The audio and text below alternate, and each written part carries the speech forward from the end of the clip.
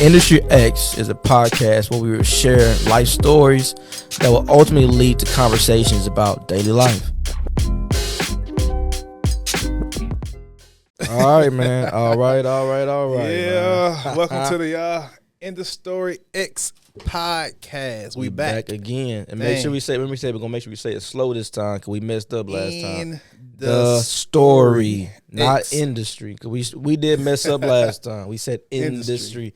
It is in the story. We came up with it, but the way we read it. You read it too fast and say industry. That's the way you read it, but no, it's not that at all. And it's not my story only. Not my story only. Everybody's story. Everybody got a story to tell. Everybody do. And when we get guests on, y'all see that. Online. They'll definitely understand better and better. So, man, bro, tell them what we talking about tonight. We pondered actually a minute on this one before we actually came to it. We've been thinking all week. And we was going to write something down and have it super scripted with the cards. But that just ain't us, man. But that ain't us. Man. So one thing we was thinking about last time we was in here, we was getting our lesson on what we was doing. The guy that was talking to us said something about like growing up and your mom, and this idea just popped in our head. It was like, Mama told us, but we ain't listen at all, man. So today we wanted to come and give you a few, jewels, I guess stories of something that we should have took from our parents when we were growing up. But we wasn't receptive. Just couldn't hear it, man. You know, like the regular teenage and not stuff. Life been lifing. Life been lifing ever since. You done went back to your mom and hey, man. I remember you was telling me. I remember vividly when you told me that, man. and it's just not hidden. It's just not hidden. Yep. You know, man. So, man, I'm gonna let you do the honors, man, and share what you've been, conjuring in this week time frame that we had to think and reflect on this, man. All right, man. So when we first settled in on the idea, right, I didn't really know what to talk about. 'Cause my mama done told me a lot of things. Yeah. Don't do this. Don't do that. You should listen to me. And I'm, Like when she found out we was drinking in my house. Fine, boy. Hey, man, I will never forget that. She said, she was like, "You over there drinking?" Yeah, she was like, "Well, you don't do it over here. So why you do it? Why you do it over there?" I said, "Hey, look, next episode. Hey, we'll touch on that in a minute." Yeah, so that's one. But the main thing, man, what even made me think about this one, I was listening to a sermon, man, by Pastor Tyus. He like a pastor of APOC Ministries. Like everybody know Eric Thomas. Everybody know the main guy. But sure. It was Pastor Tyus. He was talking about how he wanted to be his original plan. He wanted to be a football player, and which fit me. I wanted to be a football player. I wanted to go to NFL like everybody else. Y'all talking to a Marshall Maverick right here. Marshall LA Mavericks, Tech Bulldog. I wanted to do that. So. And it was funny, man, when he got to talking, he just said, like, his dream was to go play for Ohio State and go to the NFL. Yeah. Obviously, for him, that didn't happen. A bunch of things happened in his life. He explained, ended up, like, getting a murder charge, all this type of stuff. Like, he went down, like, a different path. And then he was like, once he started changing his life, he asked God to give God his plan. Like, what did God want him to do? And he said God told him to preach. And he was like, funny enough. He was like, as a preacher now, he said, guess what? I've been to Ohio State. He said, I've been to the NFL, not as a player, but as a pastor. And he ended it by saying, I wonder if a long time ago, if I would have just asked God, instead of me just being so concerned or wanting to be a football player, because that's what my desire was. Okay. He said, if I would have just asked God what his plan for me was, would it have taken 20 plus years for me to accomplish these things that God put on my mind a long time ago. And that right there brought me to a conversation. I know it's kind of long, but it's all going to come together. That brought me to a conversation when I was like 17, man. I'll never forget. I was just like Pastor Tyus. Like I wanted, my goal was to be a football player. Nothing else mattered. That was my plan. I felt like God blessed me to with certain talents and certain gifts, and I thought that's what I was supposed to do. My mom, like, it's senior, like my junior year, matter of fact, not my senior, my junior year, like towards the end. We're sitting in the kitchen, our kitchen table, and she was just like, senior year's coming up. Have you thought about a career?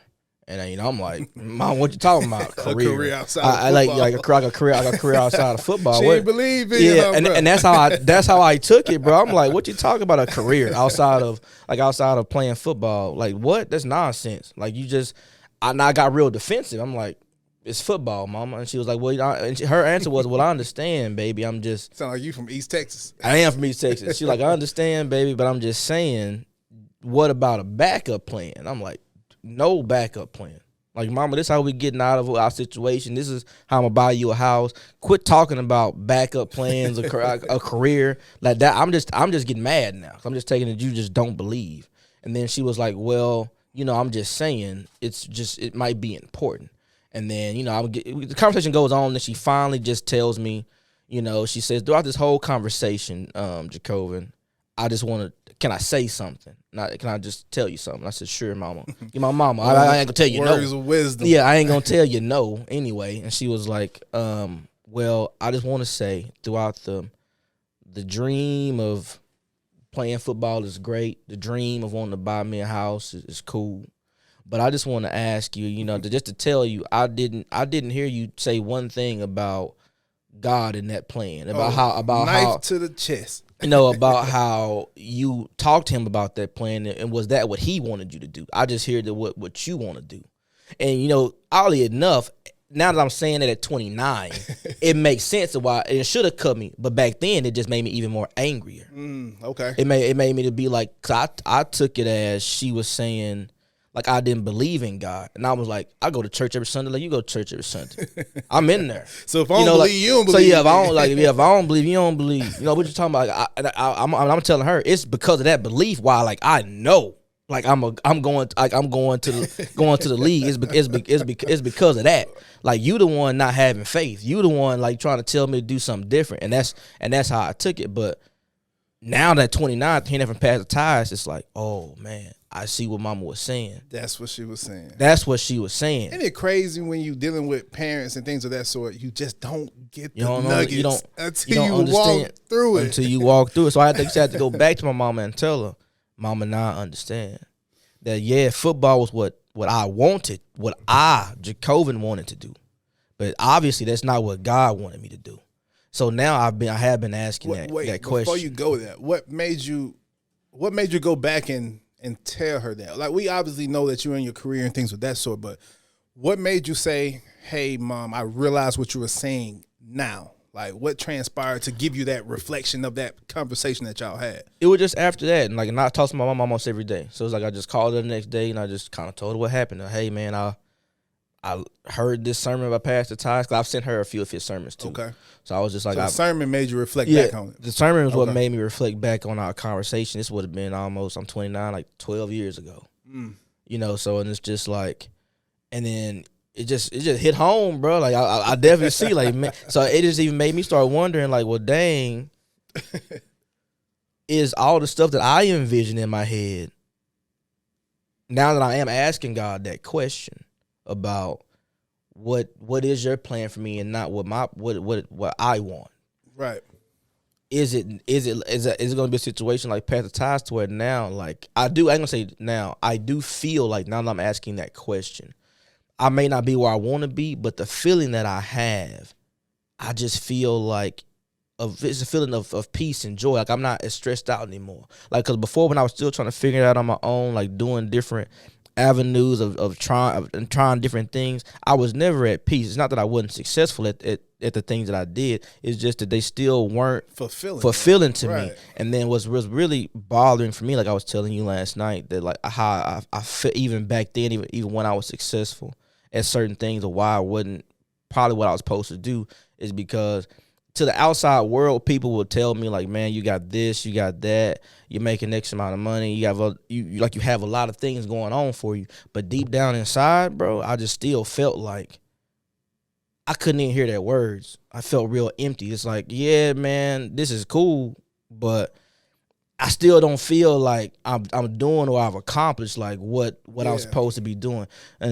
And so, and that's even crazy why I didn't even start asking God back then. Like, I still go to church and all that, but I always just thought that I took the attitude of, if this is my plan, God, gotta accept because this I believe in because God. I believe in I believe in the plan. And I believe that God could do anything. So this gotta be the way. God, you know my heart. And that's exactly what I was doing though, bro. I'm playing the God, you know my heart card. Yeah. God, you know my heart. Let's make this thing roll. Yeah, I my mom even told me one time. She said, to you, shit, it kind of you be feeling like you feel like God behind, and I'm like, I do. I feel like God. I feel like God. I feel like I'm doing all this work. I'm like, dang, Lord. Come on, dog. Come on, dog. Come on. on. I'm like, come on, man. I'm putting forth. I'm not sleeping. I'm doing what the the gurus of the internet say. Leave it up to you, but leave it still up to do you, my but still part. produce. I'm like, I'm producing, dear Lord. Dang, man, help a brother. But now I know. But that's what hit home now. Why now I know that like. You can work hard for all my people out there. The reason I told the story is that what my mama was trying to tell me, what Pastor Todd was saying, is that no matter how hard you work, you can work hard all day long. But if it ain't what God wants you to do, you're gonna be working hard and for circles. I've been working hard for 10 plus years. And like I said, it's not the fact that I haven't accomplished anything, because I have. But the feeling of what I'm searching for is not there. And it's because I hadn't asked that question. You know, and it's crazy that you say that, because we've had this conversation, but not this conversation. Exactly. You know what I'm saying? Like, we've talked about, like, dang, how I'm doing all this, but it ain't adding up, bro. it ain't adding up. Or when me and you both will do something. Hey, bro, it sounds like you're working, but then it turned bad so fast, bro. And we like, dang. You're like, I thought this was it, and then it's like God said, nah, that ain't it, bro. but we didn't know it was God. Yeah, we didn't know. We thinking we done messed something up, but it's just God. He ain't gonna bless nothing that like He don't ordain. And that's one thing my mama was trying to say. Dang. That's crazy that you say that, bro. It's crazy because until you actually told me that, I didn't put the pieces together, the walk that we've been on trying to figure it out. And bro. Then when you came into that mode, 'cause I kind of remember when you was getting into that, because like we said on the first trailer that we did, that we basically joined our spiritual journey at the same time on accident. On accident at the That's same how you time. know you're my dog, though. Don't lie. I called him up one time and we was just talking. You know when you first go on a spiritual journey, it ain't something that you just super want to be. You just don't know. You just don't know how you don't know how people gonna feel about the change. You shouldn't be like that. You shouldn't. It's just raw and authentic, man. Because you don't have that relationship. You've never been as close as you should. So when you take that walk, you feel like you're the only person doing it. The only one. So I kind of brushed it in, like, yeah, man, I don't know if I want to do that type of music no more. You know what I'm saying? I've been going to church. And then all of a sudden I hear, I've been going to church too. I'm like, bet. Well, since you're talking about it, this is really what I've been going feeling. on.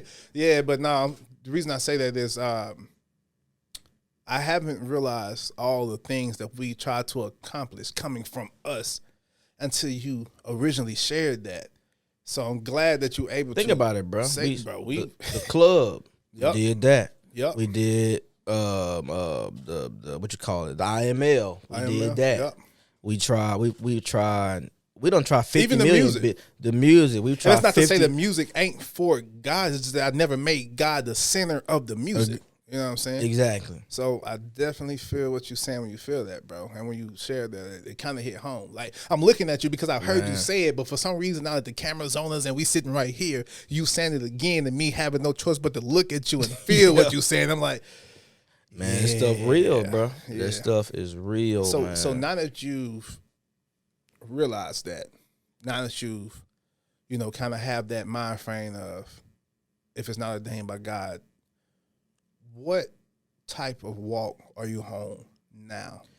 Now I'm kind of like, of course, everybody you have plans, but now when I make plans, I always make it an emphasis to where I'll pray about it and I'll say, okay, this is what I feel the plan is. Then I immediately go and I tell God, hey God, this is what I'm thinking. I literally do. I tell, this is what I'm thinking, Lord. If this is what it's supposed to be, then let it be so. And that's what parents are for. Miss Venetia. Shout out to Miss Venetia. Shout out to put Miss that nugget Venetia, in you.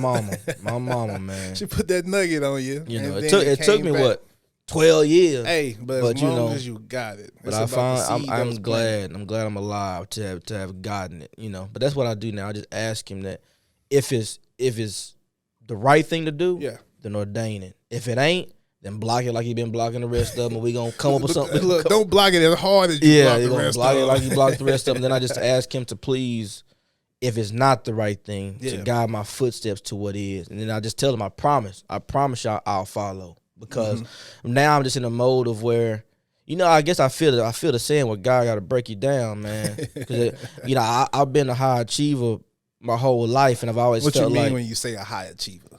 I've always accomplished like high things, man. Yeah.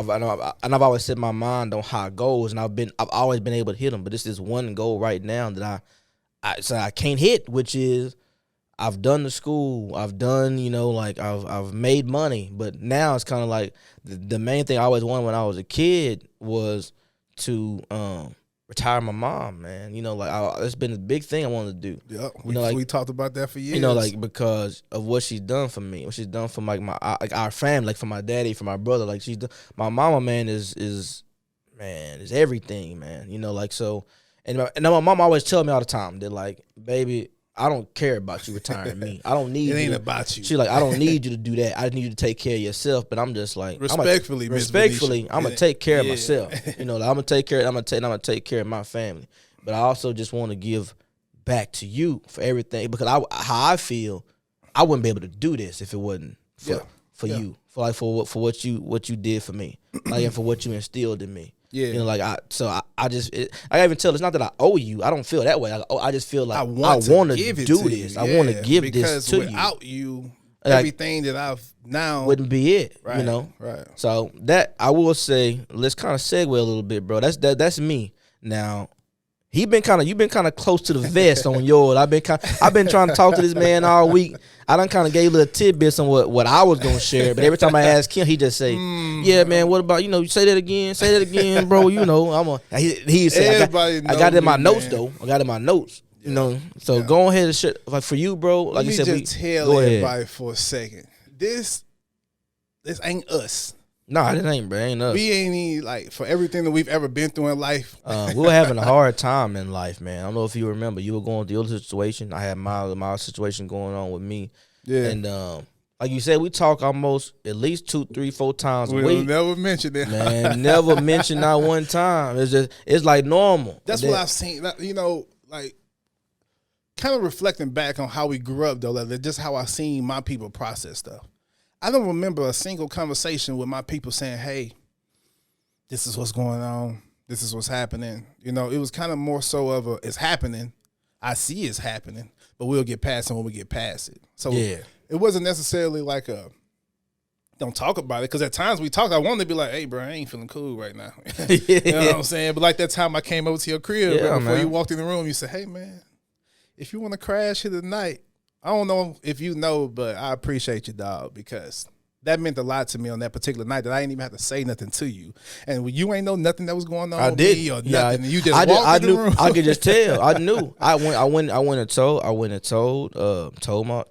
my wife. I said, hey, I'm gonna tell the chorus he can stay. Yeah, and of course I knew she wasn't gonna say no, but I just wanted to let her know. My dog. She not. Yeah, I knew she. I said I'm gonna let him stay.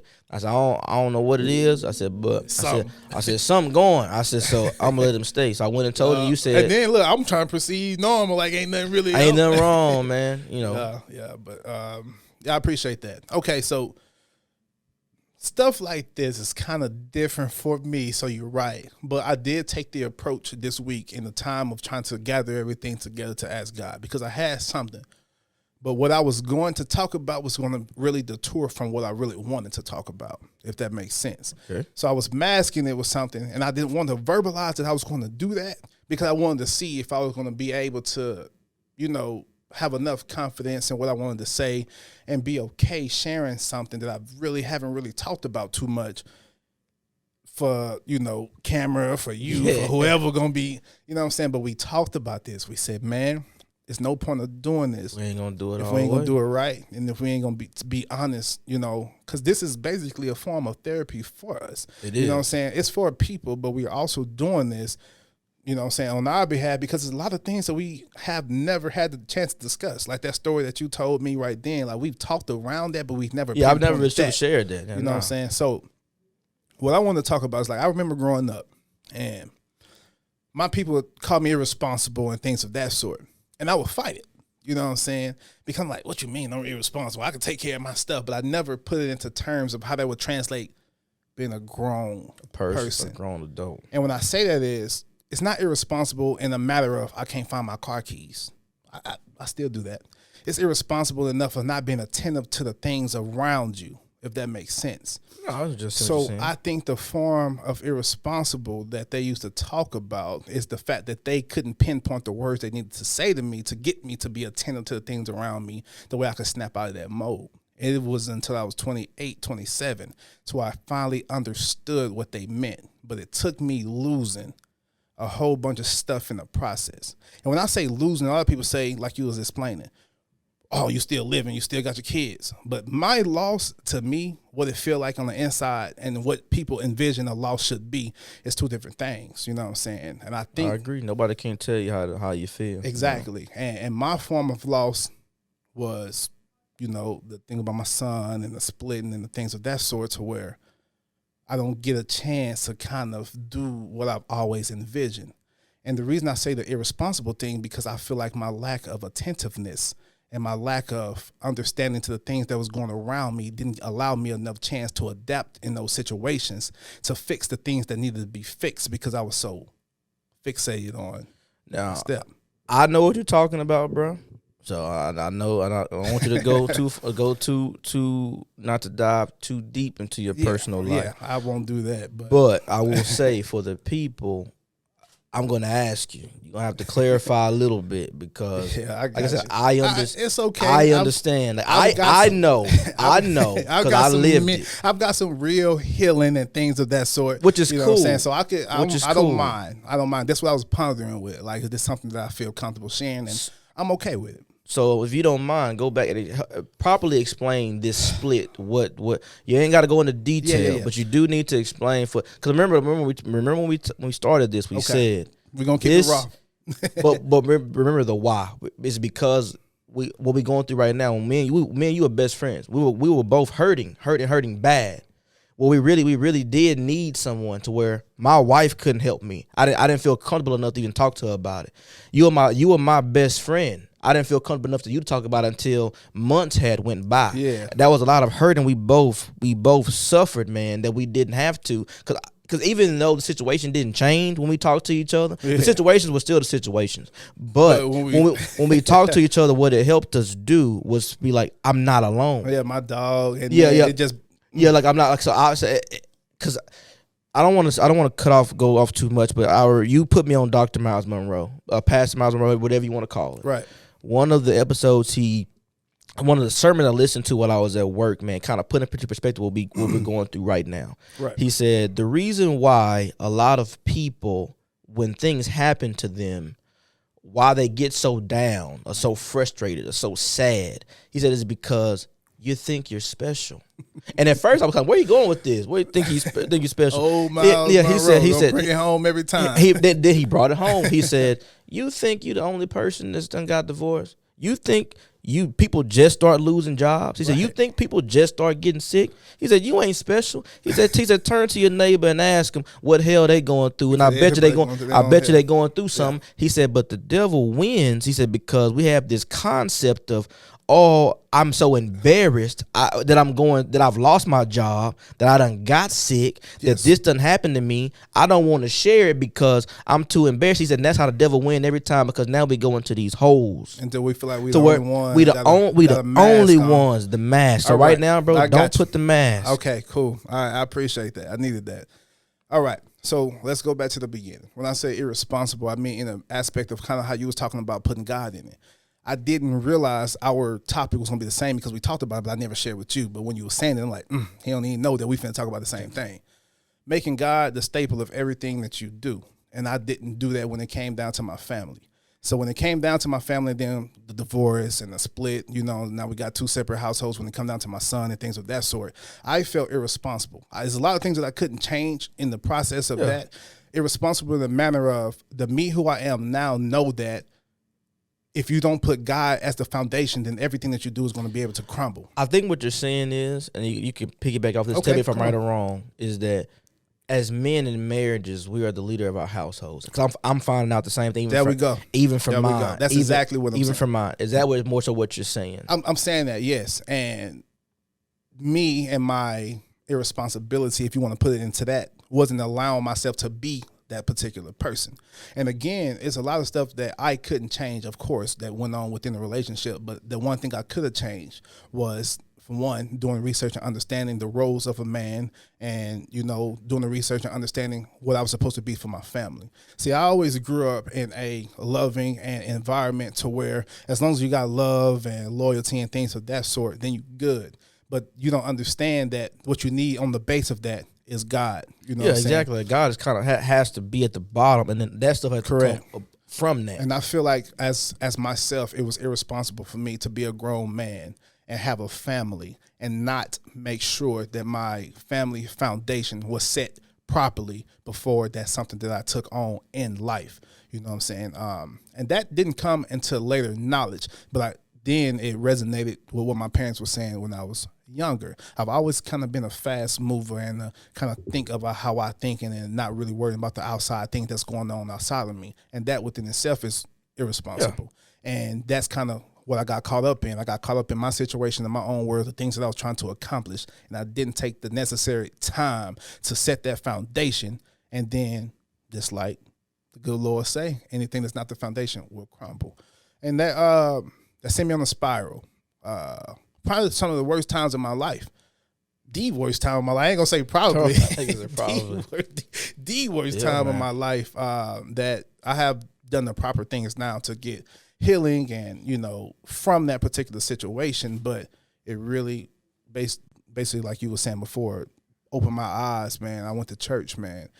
A lot of people that go through stuff like that, they go to the streets. So I'm gonna ask you, what from that though, from what made you, at what point was it where you finally started to say, dang, that this is the problem, like this is it? Well, it wasn't until I went and got an understanding of who a man's supposed to be. And within, like I was saying, a lot of people go to the streets whenever they go through stuff and run through chicks, and that was never my MO, so I didn't take that route. I thought about it. I ain't gonna lie to you. Hey. I'm like, hey, man, I ain't gonna lie, back bro. On the prowl, you know what I'm saying? hey, watch out, because I'm back out there. But then the morals in me that always had God inside, but never really set that foundation, didn't allow me to do that. Because when I did go on my spree of talking to women and things of that sort, it's kind of like how you were saying, you never felt fulfilled. And the reason I didn't feel fulfilled because that wasn't really me in the first place. Yeah. So how I went and got my knowledge, man. I ain't gonna lie, we've always said that about you. Yeah. I ain't gonna lie. We've always said, my man talk like he want to be a player, but that ain't him. Don't get me wrong. It's not that you won't. That's not you won't do it. You know, I'm just the morals. Yeah, you know. But see, I've seen love my whole life. Yeah, you know what I'm saying. I will say, there's nothing wrong with it. We're not saying that. I'm just saying from a point. Especially me and Berto, we've always said that about you, man. We've always said, yeah, bro, that ain't his thing. You know, like. But see, I never wanted it to be either. You know what I'm saying. In the times where I felt my lowest, I would do it, but that was to compensate with inside myself. Yeah. You know, but I've seen love my whole life. I seen my grandmother in a 50-year marriage before she passed. I seen my mother in a 20-something year marriage, you know what I'm saying? That's what I grew up watching. So, of course, as a person to have a son, that's something that I wanted, you know what I'm saying? So when it didn't happen the way I envisioned it happen, you have no choice but to self-reflect on the things that you could have done. Don't matter what somebody else did, but what you only could change have what you done. Can change. Exactly. What you could have done to make that particular situation work, you know what I'm saying? And the things that I feel like I could have done was get a foundation. But like I was saying, I didn't go to the streets. I went to church.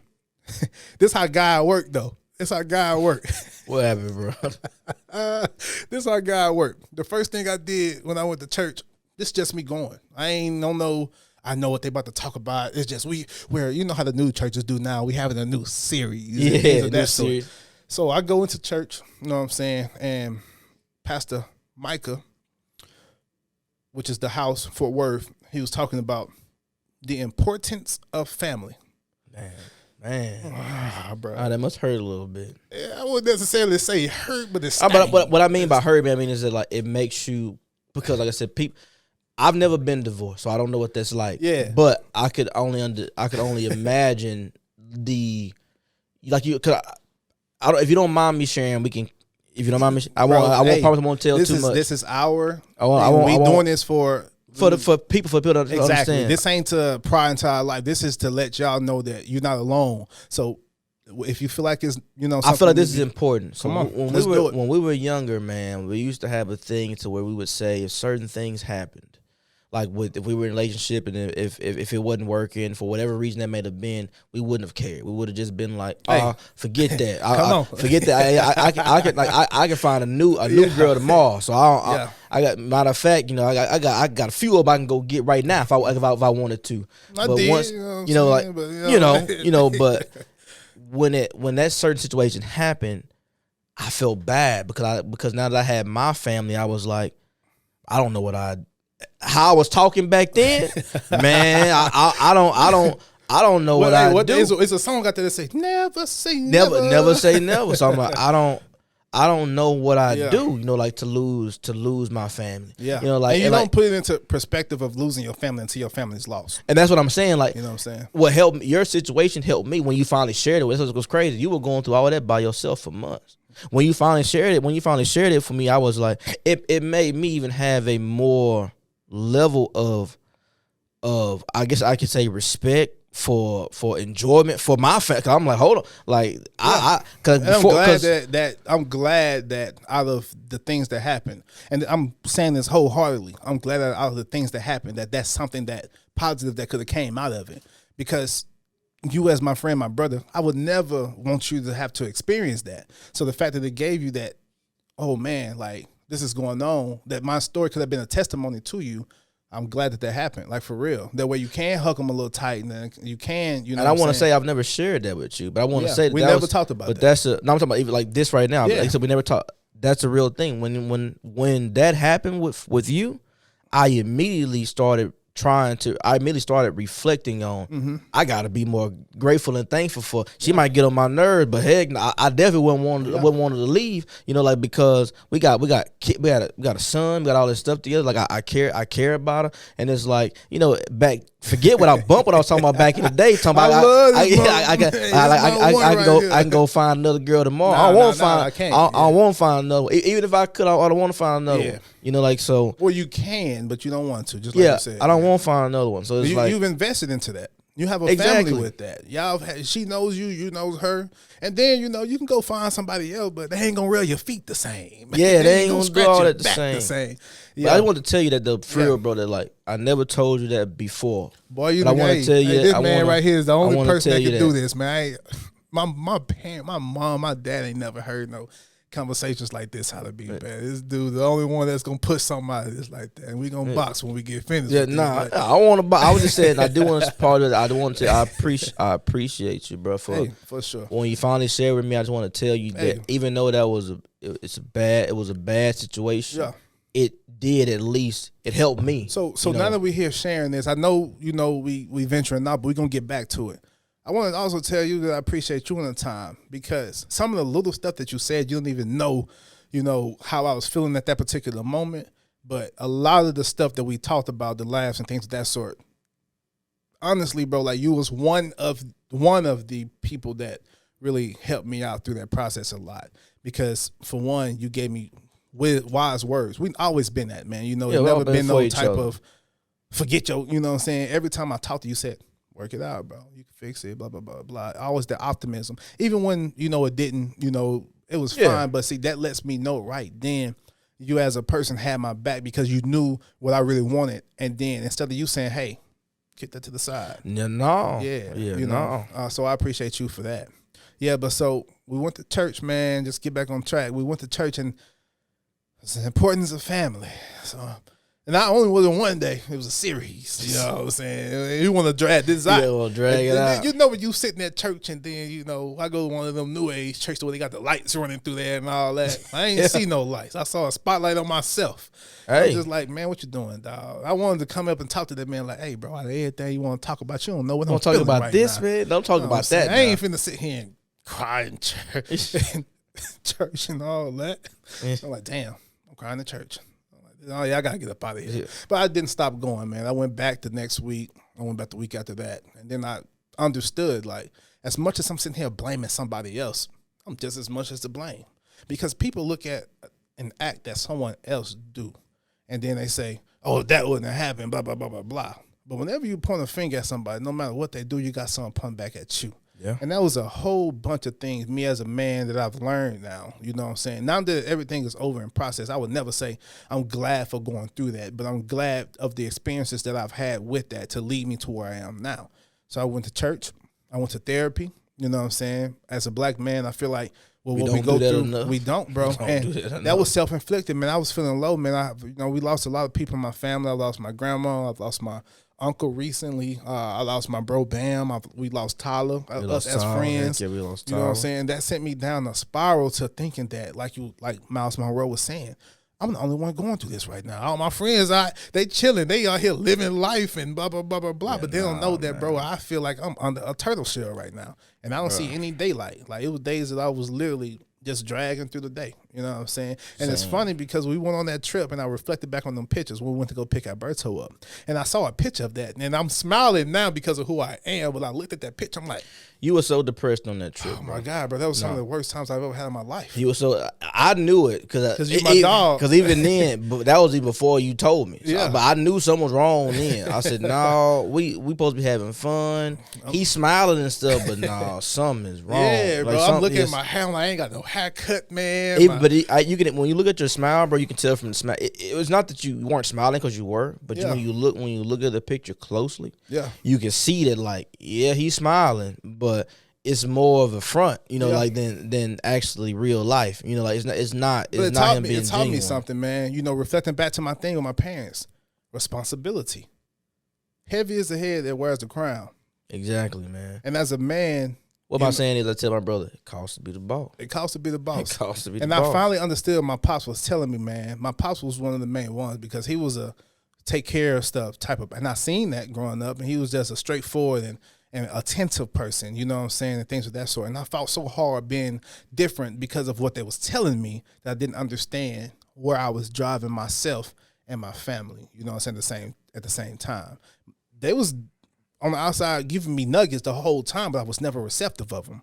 You know what I'm saying? I wish, kind of like how you said, that I would have paid attention when they was calling me irresponsible instead of fighting and saying I'm not irresponsible, so I can tighten up somewhere around, you know what I'm saying, that I could put my family have the foundation of the Lord. Or not even just my family, myself.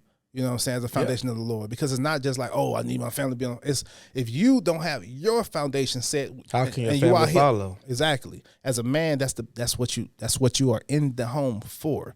As a marriage, that's what a marriage is. You have this person and that person. That's for that purposes are coming together to fulfill the purpose of the Lord. And you have your kids that are soldiers for the Lord. You're raising the army for God. And if you're not doing that, then you are irresponsible. Exactly, but the same responsibility. Because why do you want a family? Because you don't do that. Like the same responsibility you have, I felt. I want to let you know, full transparent. I felt the same way. Me and my wife started having Bible study because of that. Because that was around the time. Because I came home one day and I told her, I said, hey, we both believe in God and all that, but I'm gonna tell you right now, I have failed. I've failed as a husband, as a father. And she was like, no, you haven't. I said, yes, I have. I said, because, I haven't ensured, one, that I have been aligned with God in everything that I do. Right. I said, and two, with me not doing that by product, that means y'all have not either. And then we coming home with these different ideas. We want them to get behind it. We want them to say, hey, I'm with it. Like, I'm with it. I'm a rapper. I need y'all to follow me as a rapper. We ain't even following God. Yeah, they're not following God. So I told her, I said, I'm not. I said, so this is what we're going to do today. I said, today, from now on, I said, me and you together, because we got these kids. I said, me and you together. I said, one, now I know what it means by when it says, when people say, for me in my house. Because I'm the man. Me in my So for me, it's like, for me, so I'm the man. So now I am the man and I'm leading my household. For me in my house. Yeah. I told my wife, I said, we will serve the Lord. So I told her what that means is, I'm about to get myself together. And then by me get myself together, you don't have no choice to get yourself together. I said, but I told her, I said, and here's why. Not that anything was wrong with her per se. I'm just saying that we have to. I said, we have to be in line. I said, especially now that we got these kids. I said, because these kids now are going to be a direct reflection of how we raised them. I said, God bless us with these kids. Let's not mess it up. I said let's do what we need to do so that way when we're raising these kids up, God will be pleased and then they will go in the direction of God. Yes, bro. I had a conversation with my wife's mother, my mother-in-law. You know, I told her, you know, the reason why people have kids, this is kind of a different thing, but I just want to put this out for people because people may not realize this. It took me a while, but do you not realize that when you have children, soldiers, boy, they're soldiers for the Lord. Seriously, soldiers. God gave you those kids for you to raise those kids for God.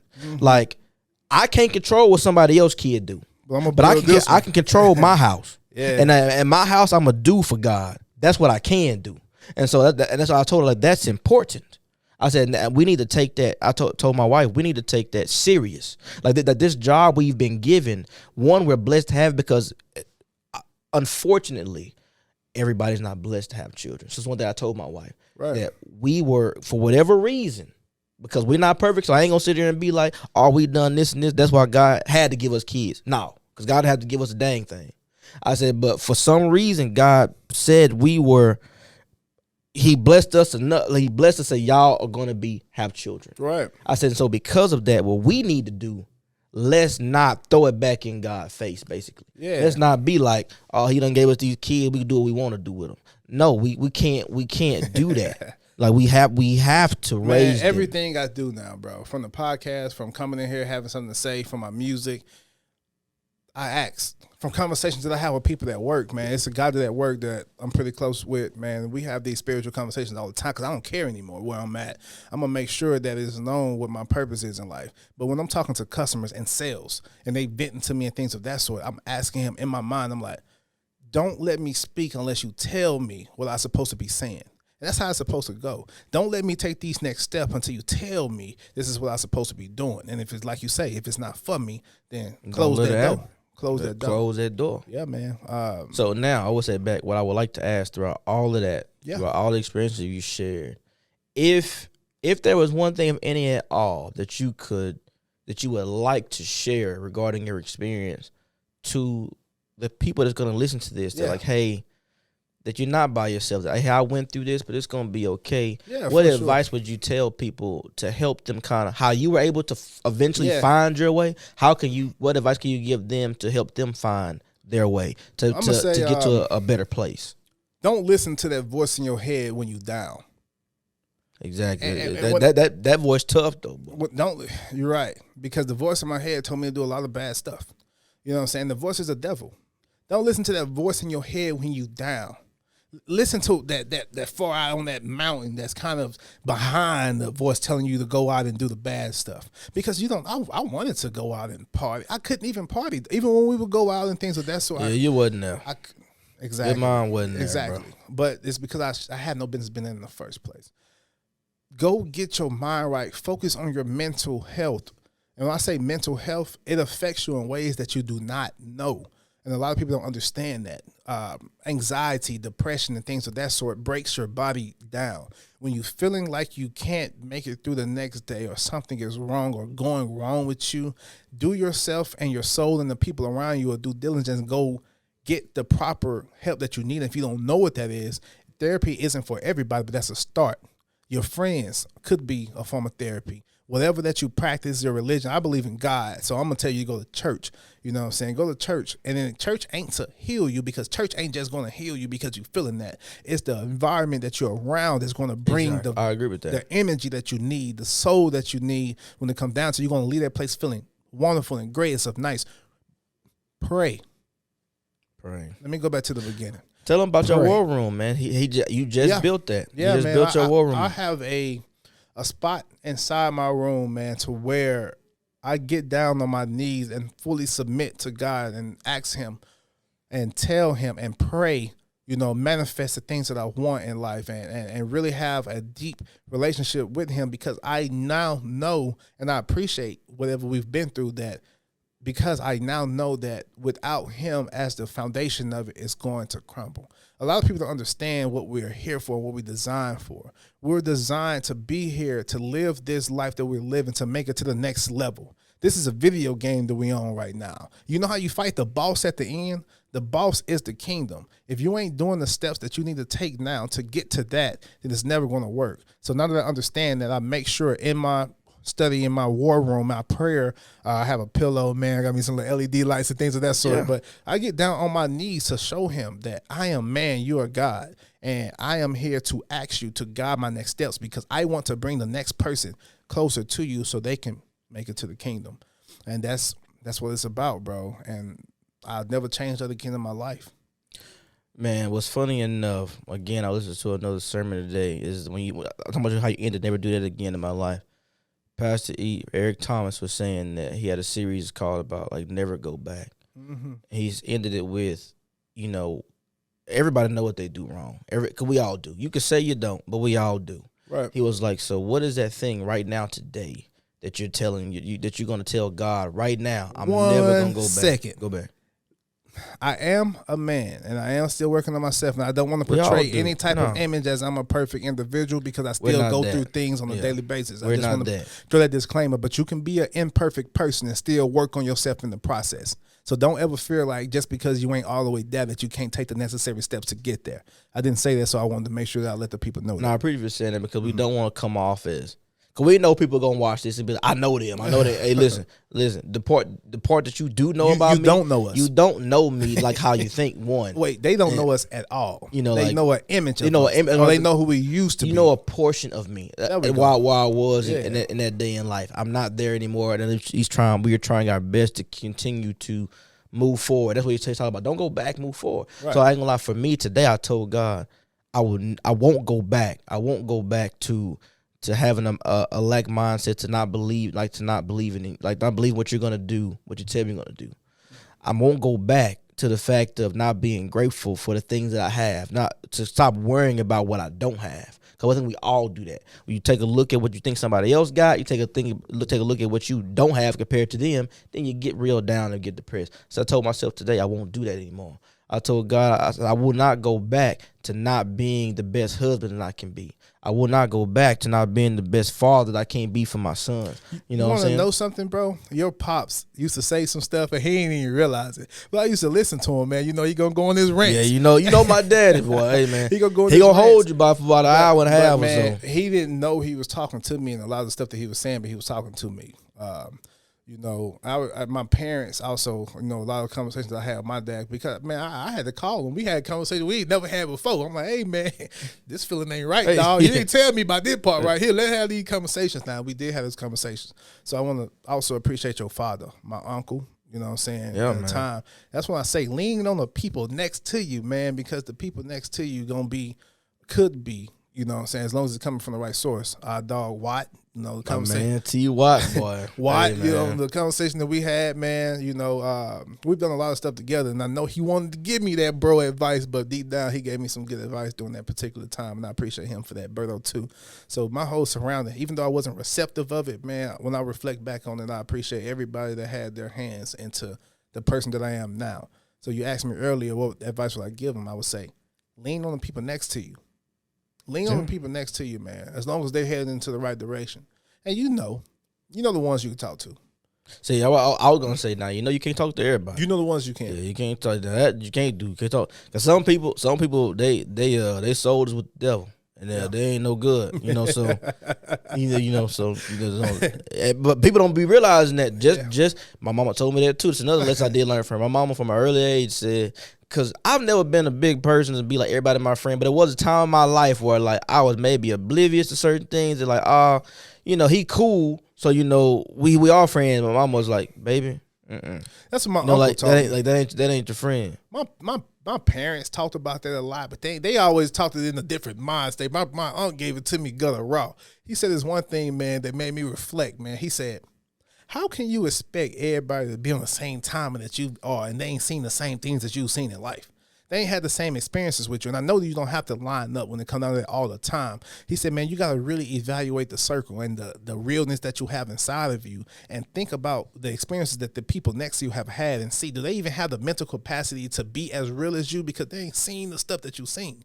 You know what I'm saying? Growing up in Mississippi and how my family was growing up in, Villa Del Rey and stuff like that. I always appreciate that nugget. I was going to talk on that also a little bit, but I was like, that was a mask right there. That was something easy. I'm glad you talked about. I ain't gonna lie. I would have preferred you talk about what you talked about tonight because that's it's gonna bring more people. That's more real. And what I talked about before, like with my mother, I want to stress to the people so they understand like how I really. Cause I will go ahead and be truthful because I wasn't completely truthful in mine. I was partially truthful. The reason why I wanted to share that is because I know that people out there feel like me. Like even like right now, like I said, I've accomplished a lot of things in my life. I have a family. I have a wife that loves me. I got 2 kids, two beautiful children. God was able to bless me with 2 sons. I do have a good job, and all that type of stuff. But deep down, bro, as like I told you last night, I just don't feel like I don't feel fulfilled. And people, and I know it's because like I'm not.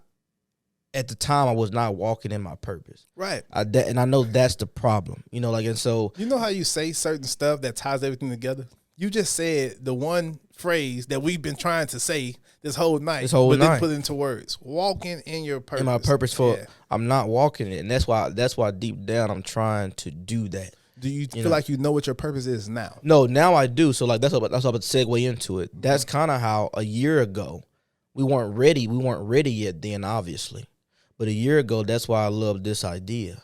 This idea, like when people were trying to come up with, is this going to be, because people have been asking us, like, is this going to be like drama-filled entertainment? I said, nah, absolutely. Man. We ain't even drama-filled people. Yeah, I said, number one, I said, we're not like that. I said, but no, what I want this to be is I don't want people to feel like they're alone. I feel like it's important to, I haven't been through everything in life, but I've been through some stuff as y'all find out on this podcast. Yeah, J Money. Yeah, I done been through a lot, J Money but even that's my wife said the other day, she was like, I want to say, she was like, I don't know J Money. I said, but yeah, you do know J Money. I said, J Money. I said, I could bet you if you really think about it, that was a part of me that you did not like. And then she got quiet and she was like, you right, I do know him. Yeah, you know him. You know him. I said, and that is a part of me, so I won't try to act like it wasn't or is not. I said, but even for me, when I look back, I don't like that part of me. Yeah. When I like in the moment, yeah, you don't really think about it. It just is what it is. You feel like my saying used to be, I am who I am. I am who I am. This me. You either like it or you don't. Yeah. But I know. Told y'all before, man. Hey, man, boy, I got a lot of tussles, man, being who he is. Yeah, like either you like it or you don't, man. But I know that's not cool. You know what I'm saying? And I wanted to just share that with people because I know that how we feel, a lot of people feel that way. Right. And then I don't want people to feel like how we felt because that's when bad things happen. bad things happen. At my lowest, man, that's when I'm most dangerous. Most dangerous. I was feeling down just a couple of days ago. I told you I went to work. I called you immediately. I said, hey, bro, you know what? I ain't feeling down no more. Because I met I was at work and a young woman came to me and I don't even know why she felt the need to share this with me. But she was like, her husband was not working because he had an accident at work. And she was like, they were struggling to pay their mortgage. She feared they were going to lose the house and all this type of stuff. And I'm like, I'm over here complaining. I ain't, hey, man. I'm over here complaining about what I got going. But, hey, I ain't about to lose my house. And I'm not laughing at her. I'm just like how you was feeling. How I was feeling, I'm ready to go do something crazy. I'm like, hey, man, I'm ready to go do something. I'm like, I need something. I saying something got to shake. I feel like, again, I'm in that mode like God ain't working fast enough now. Then when she told me what she had going on, I'm like, oh, you know what, man, I ain't that bad. Hey, thank you. Hey, but I feel her her telling me that again put me into the perspective of it brought me back to Miles Monroe. Jacobin, you ain't special now. You just hurt. Why do you feel like you're the only one going through hell? How you be talking? You ain't special. So I immediately called you. Hey, bro, listen. Oh, lady just told me she scared to lose her house and all that type of stuff. I said, hey, man, listen. You know what, Lord? I'm all right. I'm gonna keep pushing. Yeah, you know, boy. like, it's cool, and I think that is our point for this. Like, our point when we were talking, we want. Like I said, this is being vulnerable. What we don't do, but we want to do that to in even. my life, I just want to let y'all know, I got close friends around me that we don't do this. But that's why. But I would say, I think this is our purpose, is because this is what we should do, especially for men in general, but especially for black men. Black men, as fathers, raising because we don't. We fear this. We fear somebody telling somebody something, and they get the drop on us, as we like to say. Yeah. No, he know. I done gave him too much. I done gave him too much. He know where I'm weak. I can't let him do that. You know, like, yeah. you know, like, and that's we put on this facade. That's a problem, because what that further does is it takes us away from God, one, and then it further, like you said, the mental health. Our mental health is shot from that standpoint. Now we just feel like we gotta keep playing this role 24/7, knowing you hurting on the inside, bro. I don't know what you're talking about. You hurt. I ain't gonna lie, I was hurt like a mud, boy. I'm hurt, boy. Hey, I'm hurt. You know, like, man, wasn't gonna share this, but I'll tell y'all, man, to where it seems like you can have. I was just about to ask you. How about say I hear what you're saying. You can have, but you know, these people. Let's get a little more context. You can have everything, man. There was a point in my life, man, where things were going cool, man. Like, I wasn't hurting for nothing, you know. See, I had kids then, but this before I had kids. But this is how you know, like, how deep it go. I think I was in grad school, so that was cool. I had just signed on to work for KPMG down the street, like, from Hello Studios. KPMG, one of the top 4 accounting firms in the world. You know, I just signed that contract, but for some reason, man, I just wasn't happy, man. Like, I remember I sat at the end of my bed, man, in the dark for hours one night, and then my wife, you know, she got up and she was like, "You all right?" And I said, "Yeah." Did you really feel like you was okay? I really wasn't. You know, like, I really wasn't, man. And I couldn't explain it to her, though. That's what it's all. Because I really didn't even know how. I didn't even know how to explain it. You know, and it's just that, like, all these good, and I felt angry with myself because all these good things were happening to me. Like, I just got a good job. I'm about to graduate grad school. Nice view on your condo. Yeah, nice. Just about to sign a lease to go have this nice apartment in Uptown, and it seemed like all these good things are happening, man. And it just, like, I just didn't feel nothing, you know. And then that bothered me, man. That bothered me hard. When that happens, and you don't know why, you start feeling like there's something wrong with you on the inside. Like, why am I not grateful? You know what I'm saying? Exactly, bro. But that just lets you know that it's all about, like you said, walking in your purpose. If it's not that's what I wasn't doing, and I think that was, now that I'm thinking back, that was the problem. Like, all these good things were happening, but it's not necessarily the walk or the purpose that God would want me to do. And for a second, I felt that. It just felt like, dang, I should be happy right now. But at that particular time, you didn't know. I didn't know. Yeah, I didn't know that's what it was. So, like, now with this, what did we say in our first episode? We like, bro, we don't know how this gonna turn out, but it feel right. We said, but it feel right, so we know that this gotta be it. If only y'all knew what we've been doing on the back end of this to make this be what it is, man. You will understand, like, it feels right, and I know it feels right because all of the sacrificing that we're doing to make it right don't feel wrong. I was about to bring that up. What we just happened to do. But it just, you know, but, like, I think this is important. I think this is highly important. I just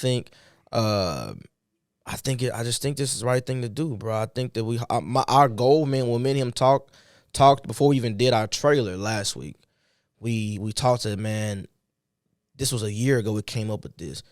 Is it bad that it took us a year? And then we came to the conclusion, no, here's why. Because even within that year, we both had more experiences that we will now hopefully be able to share with y'all. That year brought us to who we are right now. Exactly. If it wasn't for that year that we had procrastinating, I wouldn't procrastinate. I don't know about you. I was doing something. I don't know what I was, bro. I was just playing. But in that year, you know what I'm saying, with us figuring our personal lives out, man, we wasn't even really talking as much. You know what I'm saying? We was not really. We was too busy going through it, bro. Going through it in life. Life was what they say. What the kids say. Life was life. Life was life. Shoot, but but I'm also thankful for it because without that year, there would be no this.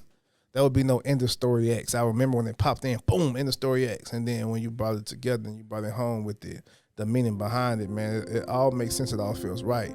So I guess in conclusion, man, we just want to say that, for one, we hope that y'all see this as something beneficial to your life, because that's what we brought it here for. Again, it's not just my story. It's not just his story. Their story is everybody's story. You know, and we really want to be someone that you can relate to, that you can realize that at the end of the day, when you close your eyes at night, you shed them few tears and you feel deep down that you're alone, that you're really not alone. Not alone. And there's people, regular, everyday people that's going through the same struggles as you. As he was talking before about Miles Monroe, everybody have their own particular hell. It's up to, you relying on God to bring you out of that. And really, this is just a podcast of how we relied on God experience to get out of and to get out of the slump that we felt like we was in. And now that we ain't all the way there yet, but now that we are headed towards that direction, man, we hope that this finds you at a time to where you need it, And thank y'all for coming on this journey with us, because it's gonna we can't wait to go with them. That's what I'm saying. So we won't make that, like you said before, we can't wait to even come with y'all. Yeah. That, like, this is a journey that we hope that not us, but we all go on who listen into this. Right. We're gonna bring people on. They don't know this, we got people in this room right now that we want to have on this podcast. Right. We want people to come in and share it and not be so macho and tough all the time, because that obviously he got me today. Y'all never get another one, but he got me today. We don't want that. We want people to understand that you got people out there that's going through the same thing, and people out there that care about you. Because think about that too, and we'll end it. How can somebody know to care for you if you don't even share what you're going through? People with face value. So like if I think you everybody have their own life going on. Exactly. I got my own. So if I don't know you're going through something, how can I help you? How can I even show you empathy? Right. Now, like you said, in certain cases, some people can see certain things, but sometimes people got so much stuff going on that they don't see, and you can't blame them for that. You can't blame if you don't share that. Yeah. So like that's one thing too. But that's our goal. We don't want to go too long. We do appreciate y'all. Yeah. Hopefully y'all able to get something from these things that our mothers told us. That's how you know what you're supposed to do, because I want to keep going. I do want to keep going. I want to keep going. I do. That's how you know this is what we're supposed to be doing. I think it's a good place to end it, man. Like as I said, I'm Jacobin, as he liked to hit my mic. I'm Jacobin, as he liked to bring up all the time. J Money. My man, the Corious man, Diddy Mac. You know what I'm saying, man. Again, thank y'all for tuning in, and we will be back with another episode of INDaSTRY-X. Not my story, not his story, not their story, but everybody's story, man. We appreciate y'all, man. And we out.